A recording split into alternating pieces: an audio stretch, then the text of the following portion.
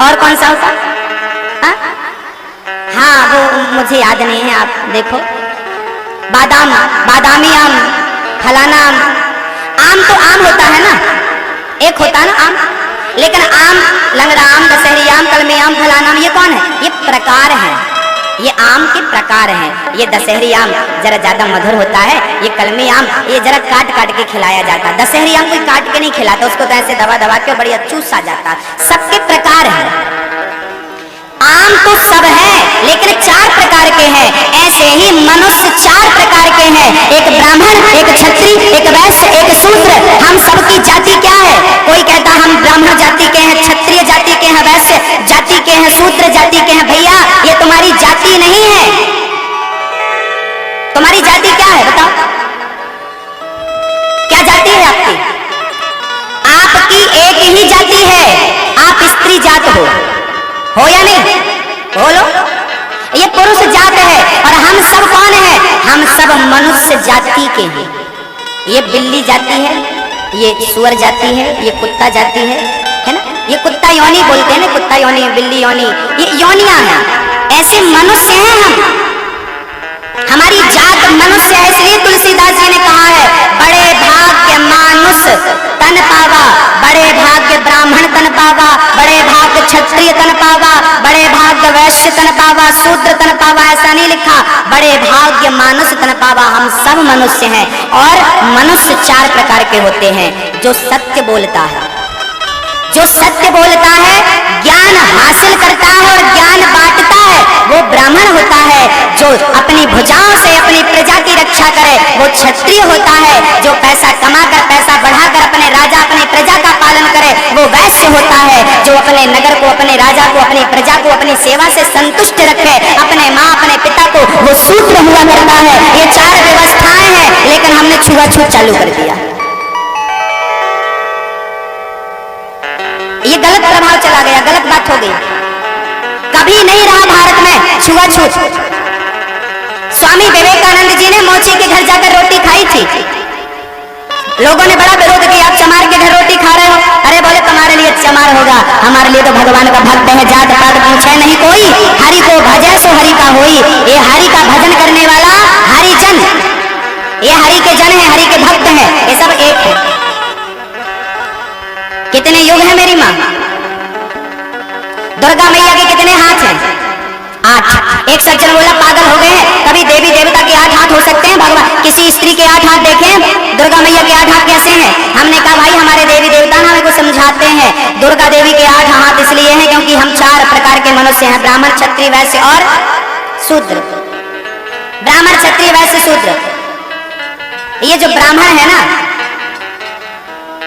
ये चारों एक हो जाए तो इनके हाथ कितने हो जाएंगे? 8 हाथ हो जाएंगे ना। ब्राह्मण, क्षत्रिय, वैश्य, शूद्र दोनों के 2-2 मिलाओ कितना हो गया? 8 हाथ। दुर्गा मैया 8 हाथ क्यों रखी हैं? मानो दुर्गा मैया कहती हैं कि तुम चारों वर्ण एक हो जाओ, और यदि एक हो जाओगे ना तो तुम शेर की सवारी भी करने लगोगे, कोई माई का लाल तुमसे टकरा नहीं सकता। आज हम आपस में लड़ रहे हैं ना, इसलिए बहुत उछल कूद कर रहा पाकिस्तान। एक हो जाए ना तो क्या बता, लेकिन हम लड़ रहे हैं ना आपस। हम तो भाई भाई लड़ जाते हैं, ब्राह्मण, क्षत्रिय, वैश्य, शूद्र की तो बात बाद में है, भाई भाई से लड़ जाते हैं। ये अज्ञान है हमारा। लोग कहते हैं ये कलयुग चल रहा है, ये कलयुग है। ये कौन सा युग है बताइए जरा। ओ मेरी माँ, ओ कौन सा युग चल रहा है? ओ मैया याद है, ये कौन सा युग चल रहा है? बोली जरा। हाँ कौन? कलयुग। कौन सा युग चल रहा है? कौन सा युग चल रहा है? कलयुग। यही तो अज्ञानता का परिचय है आपका। ये कलयुग चल रहा है, ये कलयुग है। लोग कहते हैं महाराज जी कलयुग है। अरे भाई कलयुग नहीं है, सतयुग, त्रेता युग, द्वापर युग, कलयुग, ये 4 युग हैं। और 24 घंटे में ये 4 युग एक राउंड लगा लेते हैं। वैसे कलयुग की उम्र तो 4,32,000 वर्ष है। इसके बाद द्वापर युग की उम्र जो ना 8,64,000 वर्ष है। अभी कलयुग के मात्र 5,500 वर्ष बीते हैं। पर संतों का मत ऐसा है कि 24 घंटे कलयुग नहीं होता। फिर हाँ मेरी माँ देखिए, जब गर्मी में धूप तपती है दिन के 12 बजे 1 बजते हैं तो सब जगह गर्मी होती है, लेकिन पीपल की छांव में क्या गर्मी होती है? बोलो। सब जगह धूप होती है, सब जगह धूप है, पर पीपल की छांव में धूप नहीं है। वहाँ शांति है, वहाँ ठंडक है। ऐसे ही सब जगह कलयुग है, लेकिन जहाँ भगवान की कथाएं कीर्तन हो रहे हैं वहाँ कलयुग का कोई प्रभाव नहीं है। सब जगह धूप का प्रभाव है, लेकिन पीपल की छांव में धूप का कोई प्रभाव नहीं है। तो कम है, टेम्परेचर कम है वहाँ। ऐसी कलयुग सब जगह पर जहाँ ये कथा चल रही है, सत्संग चल रहा, यहाँ कौन कह रहा कि कलयुग है? यहाँ कलयुग नहीं है, बाहर गेट से भाग जाएगा कलयुग। जब आप कथा सुन के बाहर निकलोगे ना पंचायत करते, तब कलयुग पकड़ेगा आपको। अभी तो यहाँ बाहर ही बैठा आपको छोड़ दिया उसने। सवेरे 4 बजे से सुबह के 9 बजे तक सतयुग होता है, जहाँ सबकी बुद्धि पवित्र हो जाती है। सवेरे सवेरे देखा होगा, सब शांति होती है, सवेरे का वातावरण शांत होता है। रात को कितना प्रदूषण हो पर सवेरे स्वच्छ हो जाता है कि नहीं? सवेरे तक शांति का वातावरण होता है, आनंद का वातावरण होता है। भक्तों, कोई शराब पीने वाला भी सवेरे सवेरे नहीं पी लेता, कोई पी भी लेता हो तो भाई उसका तो भगवान ही मालिक है। लेकिन सवेरे सवेरे शराबी भी अपनी पत्नी से प्यार करता है ना? अपनी माँ की सेवा करता है, माँ की आज्ञा का पालन। सवेरे कौन सा युग है? सतयुग होता। सारी माताएं पूजा कर रही हैं, पाठ कर रही हैं, कीर्तन भजन हो रहा, घंटी घंटों की आवाज आ रही है, तो ये सब पूजा पाठ। सवेरा सतयुग है, 9 बजे से लेकर फिर शाम को 4 बजे तक कौन सा युग चलता है? सतयुग के बाद कौन सा? त्रेता युग। फिर चले गए वनवास राम जी। त्रेता युग में क्या हुआ था? राम को वनवास हुआ था।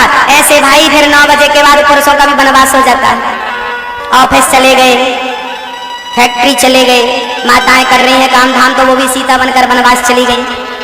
तो कौन सा युग चालू हो गया? त्रेता युग, जहां कर्म प्रधान है। व्यक्ति कर्म करता है, काम धाम में लगा हुआ है, ये त्रेता युग है। 4 बजे से लेकर रात्रि के 8 बजे तक द्वापर युग चलता है। द्वापर युग में भगवान कृष्ण आए। कृष्ण जरा गोपियों के संग नाच रहे हैं, कूद रहे हैं, खेल रहे हैं, खा रहे हैं। ऐसे आप भी जब ऑफिस से पति आता है तो पति पत्नी प्लान करते हैं, आज शाम को चलते हैं, जरा भोजन प्रसादी करके आते हैं, पानी पूरी चबा के आते हैं, जरा आज हम भुंटे खा के आते हैं, उच्चे खा के आते हैं, प्रेम से नमक वाला बढ़िया बढ़िया नींबू लगा के चखेंगे, हाँ हाँ बड़ा आनंद आएगा। लो भैया, बच्चे स्कूटी में बैठे हैं, पत्नी पीछे बैठी है, ये चली गाड़ी। वो पति पत्नी गए शॉपिंग करने 4 बजे, खूब आनंद कर रहे हैं कि नहीं? कौन सा युग चल रहा है? बोलो, ये कौन सा युग है? ये द्वापर युग है। ये कृष्ण की लीलाएं आ गई। कभी शाम को 5 बजे ना, कभी पिता खेलता है बच्चों के संग, मेरे पीठ में, कभी पिता पीठ में बिठा लेता है, बैल बन जाता है। पिताजी बेटा पीठ में बैठा, कभी बेटे के संग कबड्डी खेल रहा है, तो खेलना कूदना खाना हंसना ये कृष्ण का काम था। बाल वालों के संग खेलते थे, उनकी पीठ में बैठ जाते थे। पूरा का पूरा आपके घर में वही होता है जो कृष्ण के संग हुआ है, बाल लीला। तो बताइए कौन सा युग चल रहा है? कौन सा? त्रेता में हो तुम? द्वापर में तो आओ। ये द्वापर था, त्रेता। और अब रात्रि के 8 बजे से लेकर सवेरे के 3 बजे तक अब कलयुग चालू हुआ, जहां व्यक्ति सिर्फ भोगों में मन लगाता है। वासनाएं जहां फिर शरीर पर ऐसी समाती हैं कि वो निकलती नहीं। अब कलयुग चालू हुआ, 24 घंटे में हर युग का समय है, टाइम है। अब देखना ये है, अच्छा जो संत होते हैं ना, साधु होते हैं, वो 24 घंटे सतयुग में रहते हैं, त्रेता में रहते हैं, द्वापर में। उनके भीतर कलयुग प्रवेश ही नहीं करता, और जिसके भीतर कलयुग प्रवेश कर जाता है उसकी बुद्धि भ्रष्ट हो गई। जो माँ बाप पर अत्याचार कर रहा है, जो पत्नी पर अत्याचार कर रहा है, जो देश पर अत्याचार कर रहा है, भ्रष्टाचार, इनके अंदर कलयुग चढ़ गया है। ये कलयुग चढ़ा हुआ है, ये कलयुग का प्रताप है। जो व्यक्ति अपने मार्ग से गिर चुका है, मार्ग से नीचे हो चुका है। मेरी माँ, ये सतयुग त्रेता द्वापर की ब्राह्मण क्षत्रिय वैश्य शूद्र की आपके समक्ष चर्चा मैंने इतना समय लेकर इसलिए रखा ताकि आप इस सच्चाई से रूबरू हो सके, क्योंकि सच्चाई को बहुत कम लोग ही जान पाते हैं और समझ और समझा पाते हैं। इसलिए दास का फर्ज था आप तक बात पहुंचाई। कल यहाँ पर बेटियों का, 2 बेटियों का विवाह हुआ है। बेटियों के विवाह का भी मौसम तो नहीं है, मुहूर्त भी नहीं है। बेटियों का विवाह करने के लिए ना मुहूर्त है, अभी दूर अभी बेटियों के विवाह के मुहूर्त सारे चले गए, अब दीपावली के बाद आएंगे, अभी कोई मुहूर्त नहीं है। फिर बिना मुहूर्त के विवाह हो गया। हाँ, कभी कभी अक्षय तृतीया में भी मुहूर्त नहीं होता, लेकिन उस मुहूर्त में भी बेटियों का विवाह इसलिए हो जाता है क्योंकि अक्षय तृतीया अपने आप में एक शुभ तिथि है। जैसे दीपावली, लेकिन दोनों ने अपने अपने नजरिए से देखा। अपने अपने दृष्टिकोण से देखा। एक सेठ ने व्यापार की दृष्टि से देखा, एक भक्त ने उसे भक्त की दृष्टि से देखा। ऐसे ही संसार वही है, बहन बेटियां वही हैं, बस देखने का नजरिया हो। ये हमारी बहन है, ये हमारा भाई है, ऐसे नजरिए से हम सबको देखें बस। और जिस दिन नजरिया गलत हुआ कि केवल ये हमारी बहन है और ये छोरी जो है ये हमारी बहन नहीं है, अब हम इसे परेशान कर सकते हैं। यदि ये नजरिया है कि केवल ये मेरी बेटी ये मेरा भाई, वहां गलत हो जाएगा। इसलिए नजरिया सबको बदलना है, बहनों को, भाइयों को, हमको, आपको, पूरे जमाने को। भारत तरक्की क्यों नहीं कर पा रहा है? आज आधुनिक यंत्र तो बहुत आ गए, आधुनिक तरक्की तो हमने बहुत कर ली, पर मानसिक तरक्की क्यों नहीं हुई? क्योंकि विचारधाराएं हमारी नहीं बदली, इसलिए हमारा भारत अभी तक तरक्की नहीं कर पाया। हम वही गंदी विचारधारा में जी रहे हैं। एक महात्मा जी बड़ी तपस्या करके आए, एक समुद्र के किनारे एक जवान पुरुष खड़ा था, जवान स्त्री खड़ी थी, जवान थी, बड़ी हंसी मजाक कर रहे थे। महात्मा को लगा जरूर ये किसी लड़की को भगा के लाया और ये उसे फंसा रहा है। उसी समय समुद्र में नाव डूबने लगी, उसमें 10 लोग सवार थे। तो वो जो आदमी था ना, स्त्री से हंस रहा था, बतिया रहा था, दौड़ा दौड़ा गया और उसने उस 9 आदमी को 10 में से 9 को बचा कर ले आया। महात्मा ने पूछा तूने 10 में से 9 को क्यों बचाया, एक को क्यों नहीं बचाया? तब उस आदमी ने कहा कि आप साधु हो, एक को आप बचा लो। 9 को हमने बचा लिया, एक को आप बचा लो। बोले नहीं नहीं, हमसे तैरना नहीं आता। महात्मा जी आपको तैरना नहीं आता, जब आप तैरना नहीं जानते तो अपने दिमाग में आपने ये क्यों सोच लिया कि मैं जिससे बात कर रहा हूँ वो कोई गलत चर्चा है? ये देखो, ये जो लड़की है ना, ये मेरी बेटी है, इसका ब्याह पिछले साल किया, साल भर बाद मेरी बेटी मिली, इसलिए अपनी बेटी को ये समुद्र दिखाने लाया हूँ। ये मेरी बेटी है, कहना नहीं है कौन कैसा है, हमारे भाव कैसे हैं। हम अपने से संसार को देखें, हम अच्छे हैं तो संसार अच्छा है, हम बुरे तो सब बुरे हैं। एक संत जी खड़े थे, एक लड़की को देखकर हंस रहे थे। आहा बाबा जी बड़े प्रसन्न हो रहे हो, क्या बात है? बाबा जी ने कहा भाई ये लड़की को मैं देख रहा हूँ, तू ऐसा समझ रहा है पर मैं से नहीं देख रहा हूँ, फिर क्यों हंस रहे हो? तब महात्मा ने बड़ा प्यारा जवाब दिया, जो अजर हुए अदब तेरे देखते हैं, वो शेर कत्ल पहले अपना देखते हैं। ना मतलब है तुझसे ना सूरत से तेरी, हम तो सिर्फ कन्हैया तेरी कलम देखते हैं। कि जिस परमात्मा ने इस सुंदर नारी को बनाया है वो परमात्मा स्वयं कितना सुंदर होगा। आप नारी को देखते हो, हम नारी बनाने वाले को देखते हैं। बस आपका नजरिया आप देखें, हमारा नजरिया, नजरिया बदलने से संसार बदलेगा। ना कि पैसा आ जाए हमारे पास तो हम कुछ बदल डालें, ऐसा नहीं है। धन दौलत से कुछ नहीं बदला जा सकता, केवल विचारधारा से बदला जा सकता है। पूरा भारत स्वच्छ हो, स्वच्छ भारत का नारा दिया प्रधानमंत्री जी ने। क्या प्रधानमंत्री के कह देने से भारत स्वच्छ हो जाएगा? जब तक भारत के नगरवासी नारियां और नर नहीं चाहेंगे तब तक भारत स्वच्छ कैसे होगा? ये हमारी जिम्मेदारी है, हमें नजरिया बदलना पड़ेगा कि हम कचरा ना फेंकें, हमारा नजरिया हो। आज कथाएं सुनी है आपने, आज मैं कथा में जाते जाते आपसे एक वचन लूंगा, कौन कौन देगा? दक्षिणा पहले ही मांग लो, बाद में कथा पूरी करो। पहले भाग गए तो भी भरोसा थोड़ी है, इसलिए दक्षिणा पहले मांग लो। देंगे दक्षिणा? 7 दिन कथा सुनाई है, आज दक्षिणा मांगता हूँ, कौन कौन देगा? देंगे? तो दक्षिणा अभी पहले ही मांग रहा हूँ। यदि दक्षिणा आपने कथा सुनी है और कथा के बदले इस दास को कुछ देना चाहते हैं तो बरसात आ गई है, बस ज्यादा नहीं, एक वृक्ष लगा लेना, मेरी दक्षिणा चुक जाएगी। एक वृक्ष का रोपण जरूर करना। कौन कौन लगाएगा एक वृक्ष? कम एक, कौन कौन लगाएगा? उठाइए। मैंने कथा सुनाई है आपको, इस कथा की दक्षिणा मांग रहा हूँ आपसे, एक वृक्ष लगाइएगा अपने घर में, अपने नगर में, अपनी गली में, अपने मोहल्ले में, कहीं जगह मिले। कौन कौन हाथ उठाओ, लगाएंगे एक वृक्ष? कौन सा लगाओगे? गुलाब का? नहीं, आम का वृक्ष लगाइए। आम का नहीं तो पीपल का लगाइए, पीपल का नहीं तो नीम का लगाइए, वट वृक्ष लगाइए, त्रिवेणी लगाइए, बांस लगाइए, नारियल का वृक्ष लगाइए, आदि आदि आदि आदि बहुत सारे बड़े वृक्ष जो हमें छाया दे सके, कृपया वो लगाइए। गमले तो सब लगा लेते हैं, मेरी माँ कौन कौन लगा? और याद रखना, केवल लगाना आपकी जिम्मेदारी नहीं, लगाओ और उसको बच्चे की तरह जब तक वो पैरों में खड़ा ना हो जाए पालन करना है। कौन कौन दक्षिणा देगा मुझे बस बताओ? कौन? मैया जो लगा सको वही हाथ उठाना, मेरे ठाकुर देख रहा है, उठाओ जो लगा सके। आप नहीं लगाओगी मेरी माँ बहन? नहीं लगाओगे? उठाओ, कोई ऐसा ना हो जो ना लगाए, सबको वृक्ष लगाने एक। ये वृक्षारोपण ना होने के कारण आज भारत में ऐसी बारिश हो रही है, कहीं हो रही है, कहीं नहीं हो रही है, कहीं ज्यादा कहीं कम। वो दिन दूर नहीं जब हम पानी के लिए एक बूंद के लिए तरस जाएंगे और हमारे बच्चे प्यासे मरेंगे। यदि हमने ऐसी प्रकृति को उजाड़ा तो वो दिन दूर नहीं जब हम प्यास से मरेंगे। तो वृक्षों का रोपण करिए, सारे लोग वृक्ष लगाइए। मैं दिशा टीवी के माध्यम से देखने वाले भक्तों, आप लोगों से भी प्रार्थना करता हूँ, आप भी एक वृक्ष जरूर लगाइएगा, पालन करिएगा, बड़ा करिएगा उसे, और पानी जरूर बचाइएगा। जल ही जीवन है, जल व्यर्थ मत गवाइएगा। मैं बार बार कहा करता हूँ कि सरकार को एक नियम बनाना चाहिए कि छत में जितना हमारे पानी गिरता है ना बरसात का, छत का पानी पूरा नालियों में बह जाता है, ये गलत बात है। अपने घर में 5 फीट का गड्ढा करिए, उसमें थोड़ा से पत्थर डालिए, थोड़ी सी बालू रेत डालिए और पानी का कनेक्शन ऊपर का छत का उसमें डाल दीजिए। पूरा छत का पानी जमीन के अंदर जाना चाहिए। नालियों में जाता है पूरा पानी व्यर्थ बह जाता है। यदि वो जमीन के अंदर जाएगा तो हमारा जमीनी जो पानी है, आज 500 फीट खोदना पड़ता है तब पानी मिलता है, कहीं 1000 फीट खोदना पड़ता है। क्या दशा होती होगी उस धरती की जहाँ 1000 फीट का छेद कर दिया जाता है उसकी छाती में। अरे दया नहीं आई आपको? 1 लाख लीटर साल में हम पानी बर्बाद करते हैं। जरा बताओ कि पृथ्वी माँ को देते कितना हो? क्या ये सरकार का फर्ज है, हमारा नहीं? सब काम सरकार करेगी? अरे भारत की सरकार सब करेगी, आप क्या करोगे?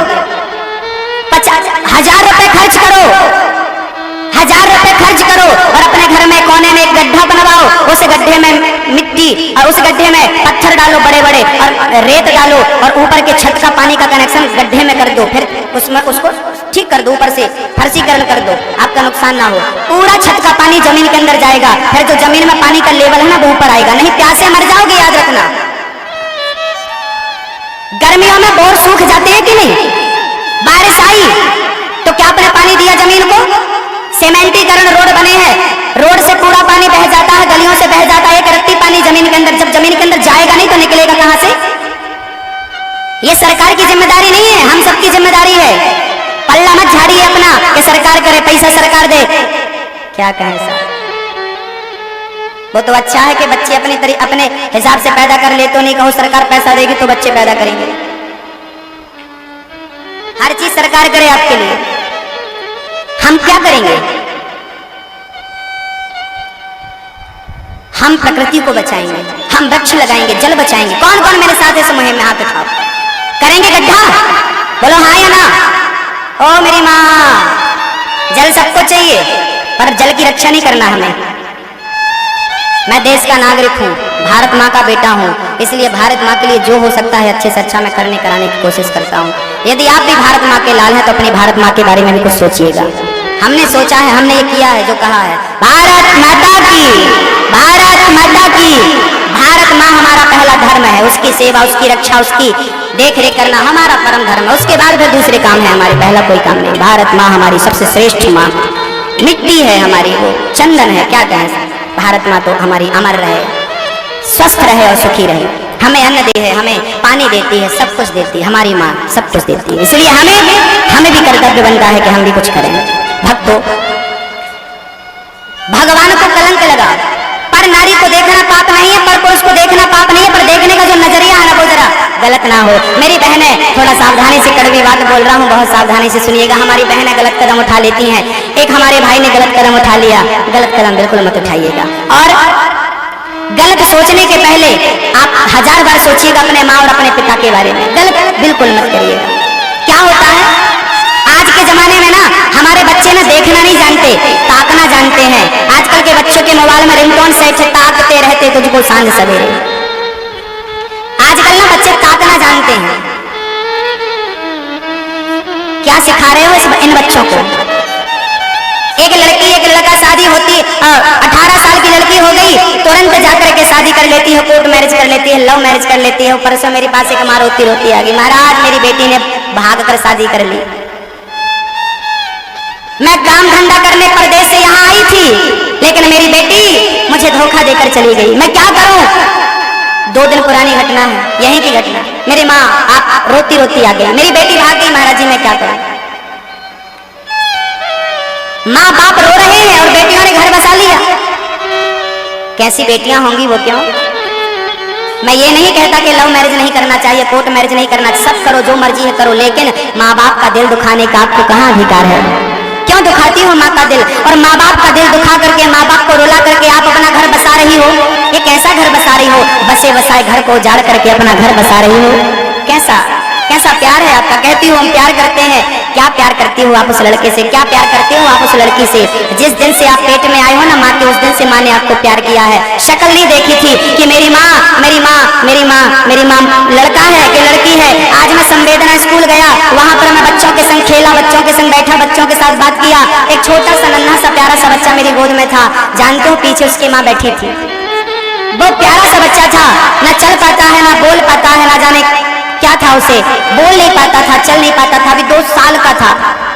ऐसा बेटा था, ना बोल पा रहा था ना चल पा रहा था, लेकिन माँ उस बच्चे को भी लेकर घूमती थी। कितना प्यार करती है माँ। बच्चा लंगड़ा हो, अंधा हो, बहरा हो, तो भी माँ जिगर के टुकड़े की तरफ प्यार करती है, दिल से लगाती है। और वही बच्चे जब बड़े हो जाते हैं तो माँ बाप के छाती पर खंजर घोंप देते हैं। कैसी संतान है।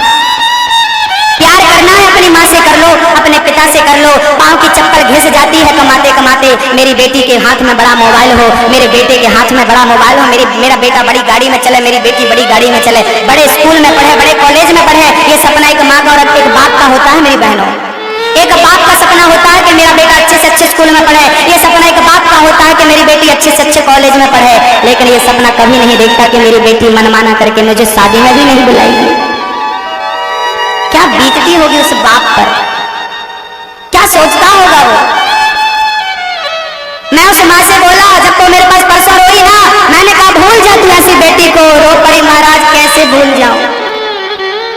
ना उसे बद्दुआ देते बनती है, ना उसे दुआ देते बनती है। देखो माँ की ममता, वो आंसू बहा रही है उस बेटी के लिए जिसने शादी करते समय एक बार भी नहीं सोचा कि मेरी माँ के बारे में क्या, मेरी माँ के बारे में लोग क्या कहेंगे, जमाना क्या कहेगा, जमाने को कौन समझाएगा। मेरी बहनें जितनी बैठी हैं, कृपया मैं निवेदन करता हूँ हाथ जोड़कर, जब तुम कोर्ट मैरिज करना, लव मैरिज करना, मेरी बहनों आपसे कह रहा हूँ, तो एक बार अपनी माँ के चेहरे को देख लेना, एक बार अपने बाप के चेहरे को, अपने पिता के चेहरे को देख लेना कि आपके जाने के बाद उसका क्या होगा। आप तो अपना घर बसा लोगी, उस बूढ़े बाप का, उस बूढ़ी माँ का क्या होगा। सोचा है कभी पलट के देखा उस माँ बाप की, जिस माँ ने भूखी रहकर आपको खिलाया है गोद में लेकर के। अरे बेटी है, चाहती तो मार डालती, लेकिन ना, ममता मारने कहाँ देती है। बाद में सोचती है बेटी भाग गई, पैदा होती मार क्यों नहीं डाली। मैं सब भाव उसके अंदर आता है एक बार जरूर। कैसे मार देती वो माँ है ना। अपराध किया उसने कि तुम्हारी माँ बन गई, वो पाप किया उसने तुम्हारी माँ बनने का, जो तुमने एक बार नहीं सोचा अपनी माँ और अपने बाप के बारे में। अपराधी है दोनों माँ बाप जो तुम्हारे माँ बाप बने। एक लड़के से प्यार हो गया, एक लड़की से मोहब्बत हो गई। 4 साल पहले लड़की मिली, प्यार कर लिया। 4 साल पहले लड़का मिला, प्यार कर लिया। और बचपन से लेके आज तक गोद में झूला झुलाया है, बाहों में। आज तक उस माँ से प्यार नहीं हुआ, आज तक उस बाप से प्यार नहीं हुआ। उस लड़के उस लड़की से प्यार हो गया। क्या कहें, कुछ कहते नहीं बनता, इसलिए हाथ जोड़ सकता हूँ। एक बार तो मेरे पास फोन आया, एक मैया डांटने लगे मेरे को, महाराज जी ये क्या बकवास करते रहते हो आप, ये मत बोला करो। हमने कहा आप हमें मारोगी तो भी हम ये बोलना नहीं छोड़ेंगे। सही मार्ग दिखाना हमारा काम है, अपनी बेटियों को यथार्थ का बोध कराना हमारा काम है। शादी करना गुनाह नहीं है, प्यार करना गुनाह नहीं है, माँ बाप का दिल दुखाना गुनाह है। मेरी माँ, ईश्वर कभी माफ नहीं करेगा बहनों आपको, इसलिए माँ बाप की सेवा पहली। माँ बाप कहें तो शादी करो, नहीं तो नहीं। चरित्रवान बनना है, कपड़े का दाग मिटा सकती हो, कपड़े का दाग धुल सकती हो, पर मेरी बहनों चरित्र पर लगा हुआ दाग कभी नहीं धुल सकता। याद रखना, झांसी की रानी मर गई, अंग्रेजों से घिर चुकी थी, लेकिन जब वो अंतिम समय आया, घोड़े को गोली लग गई, एक घास की कुटिया में जाकर आग लगा लिया। महात्मा ने कहा, एक संत वहां आए, अरे बेटी क्यों आग में कूद रही है, क्यों मर रही है। तब झांसी की रानी ने कहा था, जब तक ताकत थी तब तक देश की रक्षा कर रही थी, अब तो घिर चुकी हूँ दुश्मनों से, अब तो अपने चरित्र की रक्षा करने जा रही हूँ। यदि न जिंदा हाथ लग गई इन अंग्रेजों के तो नौच नौच कर खा जाएंगे। और भारत की नारी मर जाती है, अपने चरित्र पर, अपने दामन पर दाग नहीं लगने देती। भारत का चरित्र है ये, सबसे श्रेष्ठ चरित्र है भारत का। क्या बतलाएं आपको हम। मेरी माँ गलत, मेरी बहनों कलयुग है ये। कोई लड़का कहे मैं तुमसे प्यार करता हूँ, मेरी बहनों आपसे कान खोलकर सुन लेना, आपसे कह रहा हूँ, कोई लड़का आपसे कहे कि मैं तुमसे प्यार करता हूँ, तो याद रखना मैं उस लड़के की बात कह रहा हूँ। वो लड़का आपसे प्यार नहीं करता, अरे आपसे नहीं, वो आपके शरीर और आपकी सुंदरता और आपकी जवानी से प्यार कर रहा है। जिस दिन उसकी शरीर की भूख मिट जाएगी, यूं छोड़कर चला जाएगा कोई किसी से। अरे जो लड़का आपसे प्यार करता है उससे कहना कि कभी आज तक किसी ने भिखारी से प्यार किया? आज तक किसी लड़की ने मंदिर के बाहर एक जवान लड़का गंदे कपड़ा पहन करके, उसके शरीर में बीमारियां थी, वो बाहर बैठा 25 साल का जवान लड़का था, यहाँ चक्की वाले बाबा में भीख मांगता था, आज तक किसी लड़की ने उसे भिखमंगे से प्यार किया? एक लड़की यहाँ बैठ करके भीख मांगती थी, पुराने से फटे से कपड़े पहन करके, गंदी गंदी गंदी दुर्गंध उसके शरीर से आ रही थी, गंदे गंदे कपड़े पहन रखे थे, ऐसी गंदी लड़की से आज तक किसी लड़के ने आई लव यू कहा? अरे प्यार आपसे नहीं है, आपके शरीर से है। यदि प्यार करना होता तो भिखारियों से क्यों नहीं करते लोग? भिखमंगों से क्यों नहीं करते लोग? अमीरों से प्यार क्यों होता है? सुंदर लोगों से प्यार क्यों होता है? क्योंकि उस प्यार में स्वार्थ छिपा होता है, आपकी वासना छिपी होती है। यदि प्यार है तो उनसे भी होना चाहिए। जो लड़की अच्छी नहीं दिखती उसको कोई आई लव यू कहने वाला नहीं होता। जो अच्छी दिखती है उसको 1000 आई लव यू आते हैं। क्यों आते हैं? तुमसे कोई आई लव यू नहीं कह रहा है, तुमसे कोई नहीं कह रहा कि प्यार करते हैं। तुम्हारी सुंदरता, तुम्हारी चमड़ी है ना, इससे लोग प्यार कर रहे हैं। ये चमड़ी की भूख मिट जाएगी, पैर की जूती की तरह उतार के चले जाएंगे। कितना समझ पाए आप मेरी बात? आप जानिए, बस चरित्र पर दाग मत लगाइए अपने। माँ बाप का सर झुकाइए मत, याद रहे आप मेरी हर बात। चरित्रवान स्त्री को होना, चरित्रवान पुरुष को होना, और चरित्र से गिर जाना तो चौराहे पर फांसी का फंदा लगा करके लटक जाना। चरित्रहीन को मर जाना अच्छा है, जिंदा रह करके समाज को दूषित करना ठीक नहीं। हमारी सरकार, अभी मैं एक दिन व्हाट्सएप पे फेसबुक पे एक वीडियो देख रहा था, किसी विदेशी जगह का था, वहां पर एक सज्जन ने बलात्कार किया एक लड़की के संग। तो जानते हो क्या हुआ? वहां की पुलिस ने, वहां की मिलिट्री ने उस अपराधी को चौराहे में लिटा करके उसे 5 गोलियां मारी, और 5 गोलियां मार करके क्रेन से उसका शरीर उठा करके टांग दिया। एक एक बूंद शरीर का खून जब तक गिर नहीं गया टंगा रहा। प्राण थोड़े बहुत बचे हो तो निकल जाए, जब तक जैसे हादसा दर्दनाक था। किसी बच्ची के संग बलात्कार करने वाले ने इतना भयंकर हादसा किया एक बेटी के साथ, उसकी सजा भी तो भयंकर होनी चाहिए, ताकि समाज दोबारा कोई व्यक्ति ऐसा काम करने से लाख बार पहले सोचे कि मेरा भी ये हर्ष होगा। सरकार फांसी दे रही है, फांसी दे दो, अच्छी है, लेकिन मैं कहता हूँ भरे चौराहे में खड़ा करके, ताकि लोगों को मैसेज मिले ये हालत है, हम नहीं करेंगे, आप नहीं करो, कोई नहीं, बहन बेटियों को कोई आंख उठा के नहीं देखेगा। समाज में जब तक डर नहीं होगा, भाई बहनों हो ही ना प्रीत रामचरितमानस पढ़ना चाहिए। विनय न मानत जलद जल गए, 3 दिन बीत बोले राम सकोप, तो भाई बहनों हो ही ना प्रीत। प्यार से कुछ नहीं होता, जब अत्याचार बढ़ते हैं ना तो भय दिखाना आवश्यक होता है, और सरकार को ये ठोस कदम जल्दी उठाना चाहिए। नहीं तो वो दिन दूर नहीं जब सारे अखबार भरे रहेंगे कि आज फलानी जगह बेटियों के संग अपराध हो गया। पूरे अखबारों में यही खबर होगी, वो दिन दूर नहीं है। यदि सावधान नहीं हुई हमारी सरकार तो भक्तों बड़ा दुखद है ये, हमारे बच्चे बिगड़ रहे हैं। बस इतना कहकर मैं आगे, भगवान श्री कृष्ण का दूसरा विवाह हुआ है जामवंत की बेटी जाम्बवती से। भगवान ने जामवंत पर कृपा करी है। तीसरा विवाह भगवान का संपन्न हुआ है, जानते हो, सत्यभामा से। चौथा विवाह सूर्यपुत्री कालिंदी से। 5वां विवाह मित्रविंदा से। 6वां विवाह भगवान का सत्या से। 7वां विवाह भगवान का भद्रा। 8वां विवाह भगवान का लक्ष्मणा। भौमासुर को मारकर भगवान ने उसके बंधन में 16,100 कन्याएं थी, उन्हें मुक्त किया, और उन कन्याओं ने कहा कि अब आपके सिवा हमारा कोई नहीं है। तब भगवान ने उनसे विवाह किया, और भगवान के टोटल विवाह हो गए 16,108। मुर नाम के दैत्य को मारा, नाम पड़ा मुरारी। एक दिन भगवान अपनी पत्नी से बड़ी प्यार भरी बातें कर रहे थे। हाँ, रुक्मणी और भगवान, प्रसंग अद्भुत है। अनिरुद्ध के विवाह की चर्चा बाणासुर की बेटी से हुई। उषा से विवाह संपन्न हुआ अनिरुद्ध का, और चित्रलेखा के द्वारा ये विवाह संपन्न कराया। और भगवान अब अद्भुत लीलाएं करते हैं। एक दिन राजा नृग का उद्धार भगवान ने किया। उसने गाय दान की थी, लेकिन गिरगिट बनना पड़ा, क्योंकि राजा होकर सही डिसीजन नहीं ले पाया। पाप बस गिरगिट बना, भगवान की कृपा से मुक्ति मिली। जरासंध का उद्धार श्री भीम भैया ने किया, और जरासंध युद्ध करते करते बहुत मारता भीम को। भीम कहता कन्हैया बड़ी पिटाई हो रही है, आप तो कुछ करते नहीं। भगवान बोले आप हमारी तरफ देखते कहाँ हो, कल युद्ध करना और हमारी तरफ देखना। भगवान ने कहा हमारी तरफ देखना। भगवान ने एक तिनका उठाया, 20 से फाड़ा, एक भाग इस तरफ एक भाग इस तरफ। जरासंध को भी उठाकर फाड़ दिया, एक भाग इस तरफ एक भाग इस तरफ फेंक दिया। जरासंध मारा गया। काम करते हुए नजर भगवान पर होगी तो बड़े से बड़े युद्ध को जीत लोगे। नजरिया हो भक्ति का, प्यार करना सीख लो अपने माँ बाप से।